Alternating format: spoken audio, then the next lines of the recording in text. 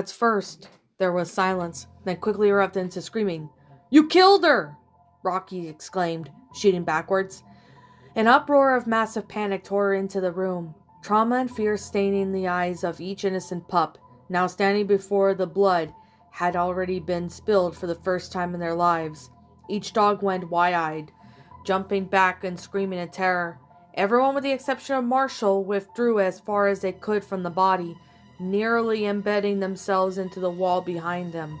Marshall stood frozen to the ground, a highly distressed look on his face as he felt his whole world had been shattered. He wasn't moving, lying still as if he had been paralyzed to the floor as he gazed the eyes of the murdered cockapoo. This wasn't a dream. It was real. It had really happened in front of their eyes. Sky was dead. Chase was still locked in his fighting stance, but hostility he could have had long since diminished.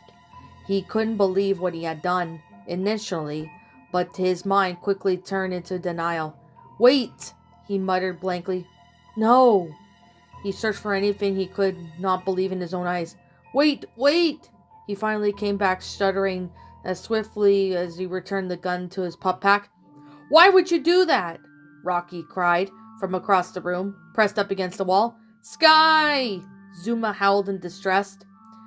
Chase stared at Sky's body as if he couldn't process what he had killed her. The fearful cries of his friends echoed from across the room.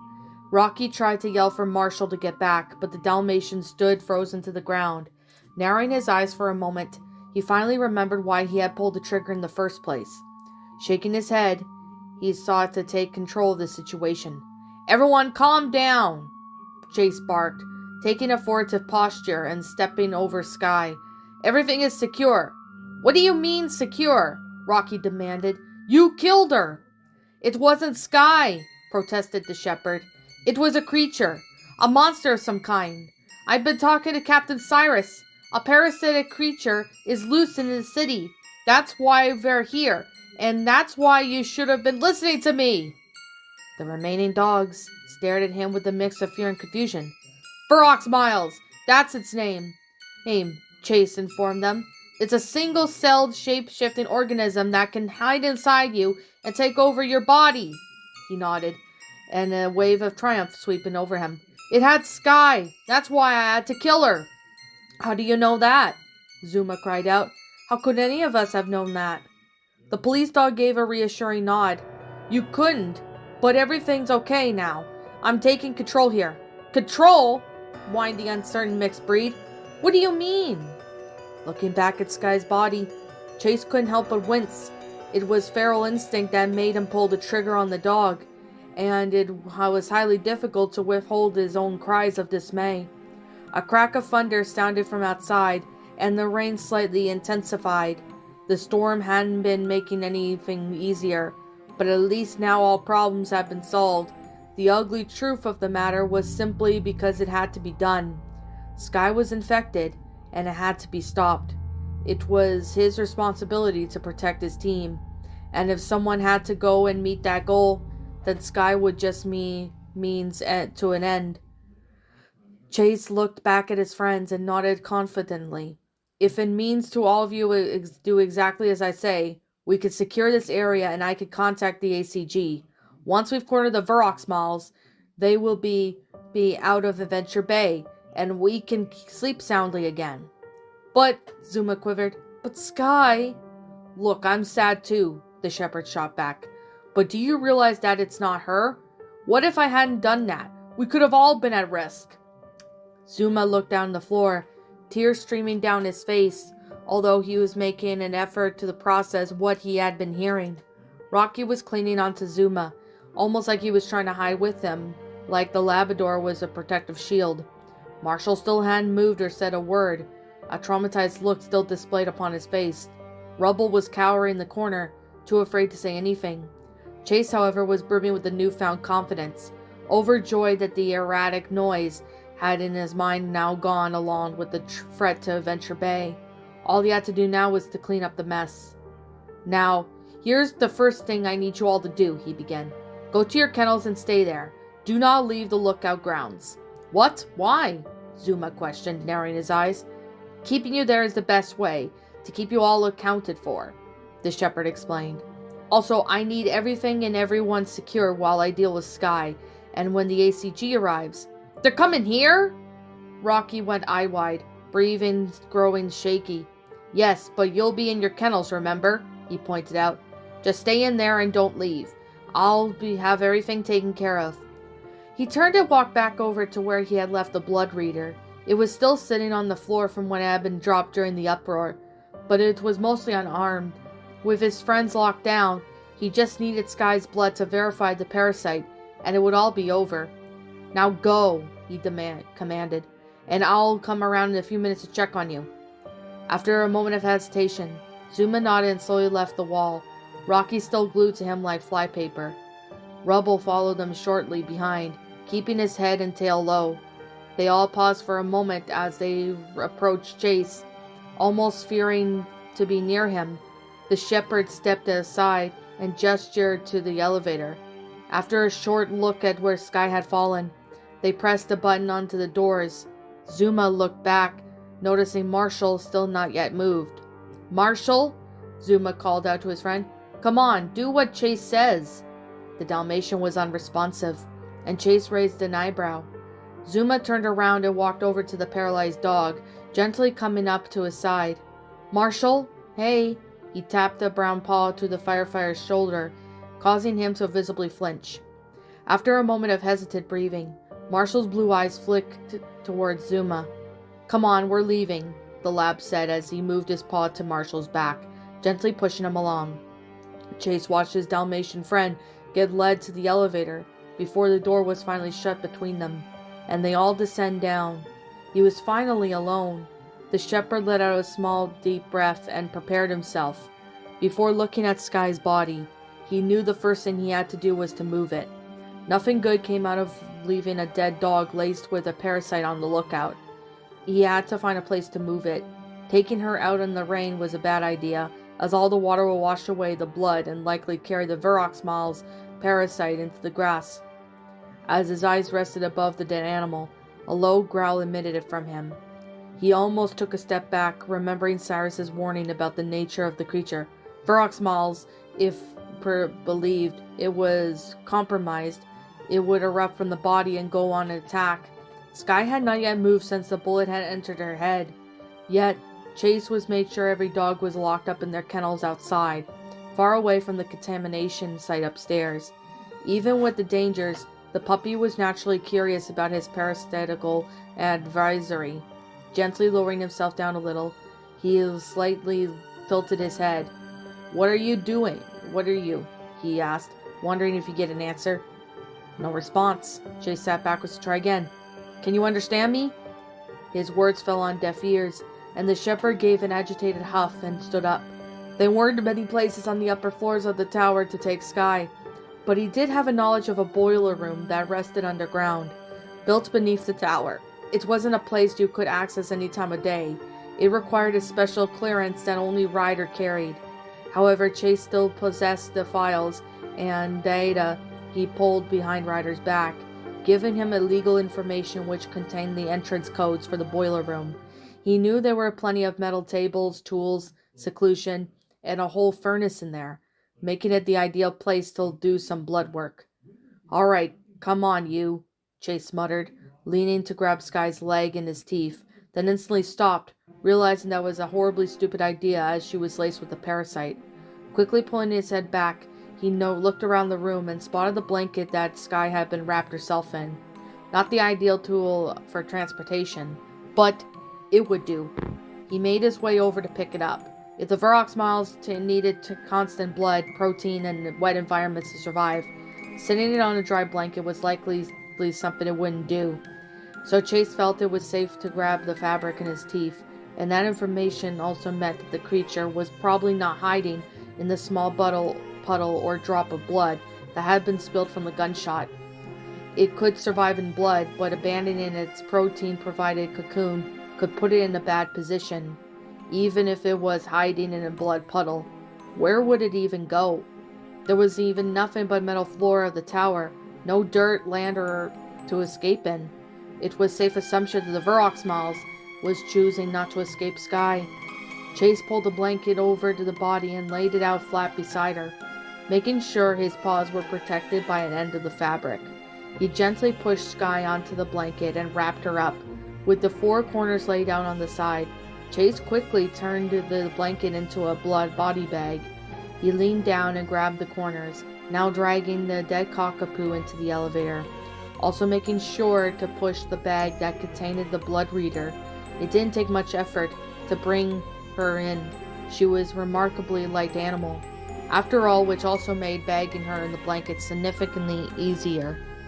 Securing the body bag in the center of the elevator and making sure that nothing leaked out, Chase walked over to the control panel that consists of 2 buttons.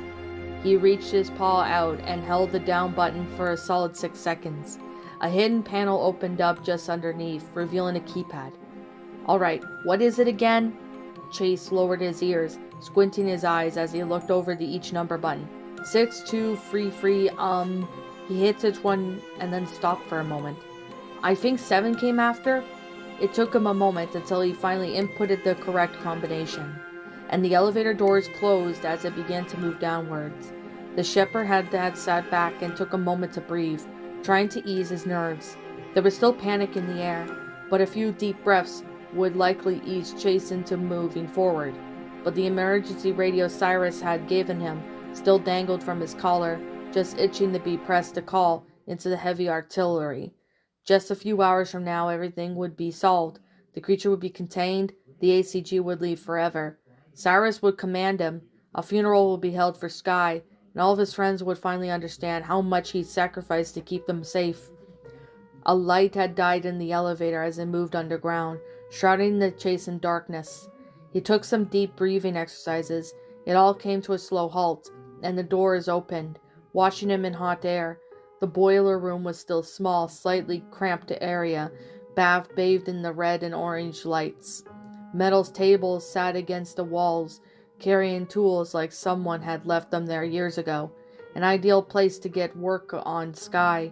At the end of the room, there was a massive metal furnace, sitting imposingly as the small embers flickered through the slitted door at the front. Dozens of pipes leached over out to this structure, groping along the walls and ceiling, ready to deliver gas and hot water, whatever it needed was desired. Small blasts of steam periodically hissed from the pipes, and one catching Chase in the side as he passed, causing him to jump as the hot air hit him. Chase was not a fan of the near-scorching temperature, but he hoped that the heat would agitate the creature enough to emerge more clearly through Sky's blood. "Okay, you," Chase panted, lifting Sky up onto the table and removing the blanket. "Show yourself." He walked back to the elevator, where the small bag still lays across the floor, beginning to sweat under his fur and from the heat. He nosed open the bag and retrieved a small blood-reading device, along with the small cotton tips he used for swabbing.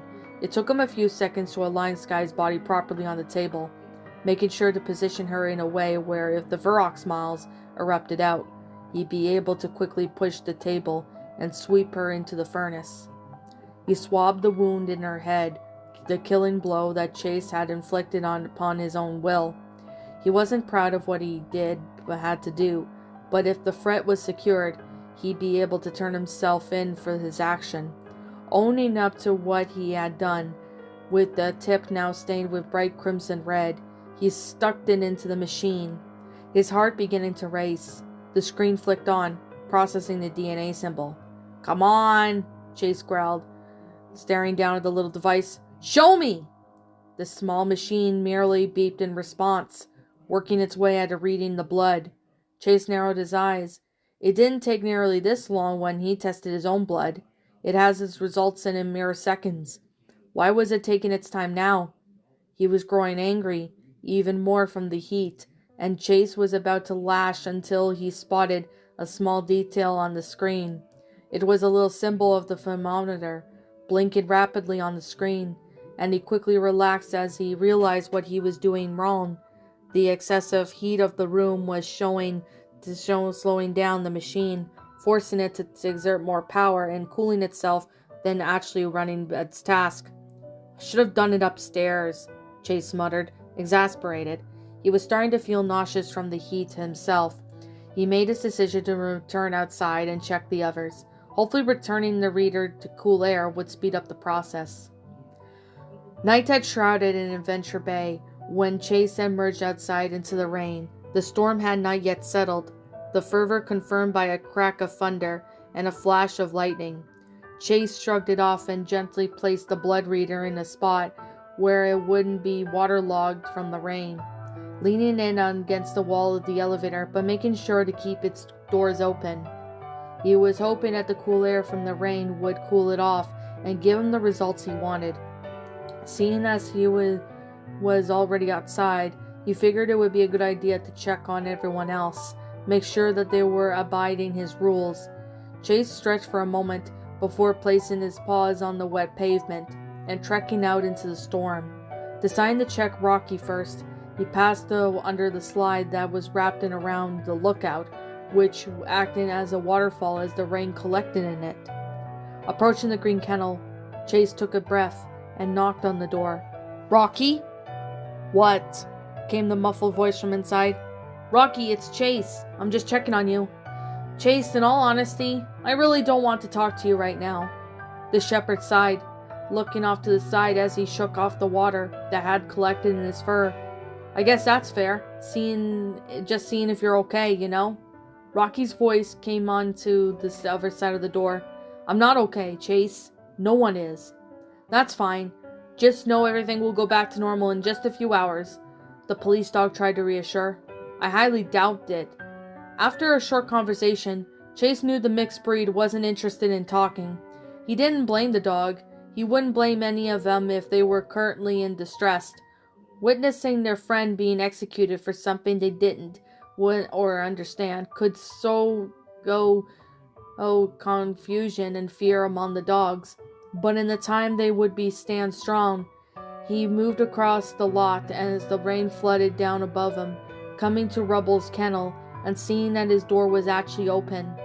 The bulldog was lunging outside, trailing his paw along the wet concrete. "Is it my turn to die now?" The smaller dog gazed up on his ember eyes at the shepherd. Chase hesitated for a moment, appalled by the statement. "What? No! There was a threat in the tower and I secured it."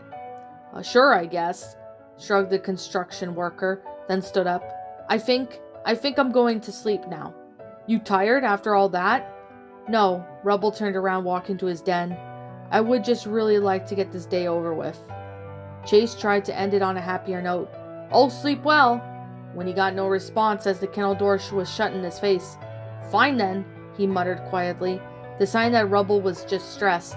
He turned around and made his way to the next kennel until something caught his eye. He stopped in the rain and his vision snapping into it as his ears shot into the air. All his senses suddenly were on alarm. There was a figure moving in the darkness, a shape revolting his way across the grounds like a looming predator. It was just standing outside the rage of the outdoor lights, concealing it in the darkness of the night. It moved slowly, seemingly pulsating as the rain fell around it, and Chase's eyes widened. He quickly snarled, barking out to his shape, "Hey, you!" The shape turned around and spotted Chase, knowing its initial signs of hesitation. But it put its legs down and stood firm. Chase took a step back as the figure turned and began walking towards him. "Dude, what the hell?" Zuma gripped and walking into the light. Chase relaxed, breathed a sigh of relief, but still held his frustration. "I told you to stay in your kennel." "No, you said we couldn't leave the lookout grounds," the lab shot back, an edge of mad sass in his voice. The shepherd leaned his ears back, narrowing his eyes. "No, I'm pretty sure I said at some point to stay in your damn kennels." "Oh my God, Chase!" Zuma put a wet paw to his face. "Quit being so pushy. I came out here because I needed to think." "About?" the police dog pressed. "About what I'm supposed to do after watching my own friend get killed." The lab almost snarled. "You think we're just gonna walk it off and carry on after that?" Chase stopped and looked away, his tail drooping onto the floor. Zuma had a point. Didn't help that he was always the one who wasn't afraid to speak up. "I don't," Chase confessed. I'm sorry you had to see that. Zuma looked up at him for a long moment. I'm not the one you should be saying that to, he inquired. Did you see Marshall? He's pretty much destroyed. If you're going to try to console anyone, it should be him. Marshall? Chase asked. The lab turned and around. If you haven't seen him yet, I suggest you go now. He's been walking off into the rain before he does something drastic. The shepherd nodded, then looked back up. Oh, Zuma! The brown lab whipped down with an amused look. Yes, I'll stay on the grounds. Oh no, Chase shook his head. I just think it's cool that you're getting better in your speech thing, he said nervously. I think that's something you should be proud of. Zuma merely raised an eyebrow, then sharply turned to vanish into the darkness. Worth a shot, Chase muttered, watching the Labrador go. He sat in the rain for a moment, thinking of how he could possibly have done things differently. The rain ran down his head, and disguised by the tears that were flooding his eyes, he appreciated having the moment for a quick cry. It was healthy to let your emotions run freely after all. He let himself cry out his stress for a moment, before wiping his face and going to see Marshall. Appearing before his red kennel, Chase hesitated for a moment before knocking softly. Marsh, you in there? I'm here, came a weak voice from behind the door. Even while muffled, anyone could hear him and tell the puppy was in complete anguish. Can I come in? The shepherd offered, already moving his nose under the handle of the door. I guess if you want to, Marshall meekly responded, and Chase lifted up the door. Chase made sure to shake himself off before walking in, knowing tracking water everywhere would just make the Dalmatian agitated. Walking into the kennel, the small den was warmly lit by a gently flickering flame. Marshall's kennel was unique that it contained a small fireplace, where one could actually light a fire. It wasn't big enough to overpower the kennel, just enough for the room so its wall compartment to keep the humble fire burning. A small chimney at the top of Red Home carried the small puffs of smoke emanated from the flames safely outside. Marshall's own firefighting power prowess gave him the necessary knowledge on how to kindle and care for a flame without destroying his kennel. He could see that the Dalmatian already started a tiny flame, giving the kennel a cozy and warm feel to it as he walked in. Marshall was sitting before the fire, head bowed almost as if he was praying to it, begging it to any higher deity up there just to be rescued from the nightmare his life had fallen into. Hey buddy, you okay? Chase offered, trying not to make any sudden moves. Marshall was unresponsive, gently shaking over his fire. The shepherd lay gently down on his stomach, eager to console his friend without stepping over any lines. The Dalmatian was clearly under severe effects of trauma, endlessly gazing onto the burning flame, searching for a meaning. Look, Chase began. I'm sorry, he sighed, looking away in shame. I'm really sorry you had to see that. That wasn't pretty, and I probably could have handled it better. His voice slightly cracked as he confessed, but I had to do it. Everyone's lives were at risk. The Dalmatian gave no reply. You matter to me, okay? Chase pleaded. I just hope that you'll see this why you had to happen. Sky, Marshall cracked. It wasn't her. The police dog took a step towards her. I don't want to scare you even more than I already have, just so you know that it wasn't her. The spotted dog began sniffling, prompting Chase to move closer, slowly coming up on his back. Whatever happens, the shepherd whispered, I'll always be here to protect you. Marshall slowly turned his head around, revealing his tearful eyes to his friend. Is anyone else going to die? No, Chase came forward confidently. No, I'll never let that happen.